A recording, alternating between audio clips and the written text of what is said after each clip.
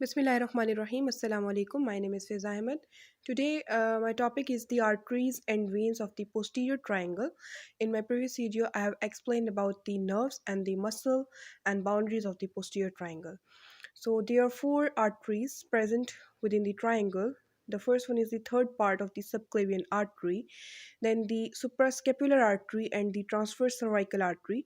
These arteries are the branches of the subclavian artery and the occipital artery. Now I will explain about the veins. Basically, the important and largest vein is the external jugular vein, and the branches of external jugular vein are suprascapular and transverse cervical veins, and the subclavian vein. External jugular drain into subclavian vein, and these three veins are accompanied by the respective arteries in the triangle. Now I will explain about the origin and the branches of the arteries and the veins. So I will first explain about the arteries of posterior triangle. So the first one is the origin of the subclavian artery. So here is the arch of the aorta, and from the arch of aorta arise the left and right internal carotid artery. Basically, there are two internal carotid artery, the left and the right internal carotid artery, and above the right internal carotid artery is the presence of the brachiocephalic trunk,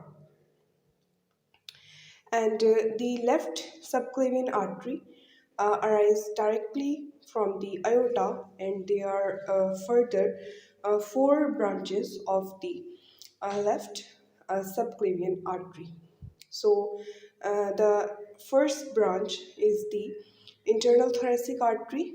The second one is the costocervical trunk, and the third branch of subclavian is the thyrocervical trunk, and it is present in the posterior triangle, and fourth one is the vertebral artery. And the right subclavian artery arises from the brachiocephalic trunk, and there are also four branches of the right subclavian artery as well. So now I will explain about the arteries which are included in the thyrocervical trunk.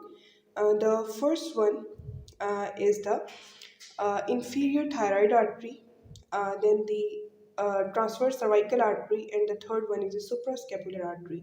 And transverse cervical and suprascapular are present within the posterior triangle of the neck, and the arteries in the costocervical trunk are the deep cervical artery and the costal arteries. So here we are done with the arteries of the posterior triangle. Now I will explain that how the subclavian artery divided into the three parts. So here is the manubrium sterni, sternum, and anterior to the sternum is the arch of aorta, and from the sternum arise the first rib. From the arch of aorta, as I have explained just a minute ago, that arise the internal carotid artery, and the left subclavian artery arises directly from arch of aorta, and right subclavian artery arises from the brachiocephalic trunk. So the muscle known as the anterior scalenus muscle divide the subclavian artery into the three parts. The part which is medial to the muscle is the first part, behind the muscle is the second part, and lateral to the muscle is the third part. And the axillary artery is the continuation of the subclavian artery in the axilla. So now I will explain about the veins of the posterior triangle. And the important vein is the external jugular vein, and it arises by the coalescence of the two veins. This is the posterior auricular vein, and the second one is the retromandibular vein at the level of the mandible below the parotid gland, and it give rise to external jugular vein, which drain into the subclavian vein, which is also present in the posterior triangle, and therefore the two branches of the external jugular vein, suprascapular and transverse cervical veins. And here we are done with the veins of posterior triangle. Thank you.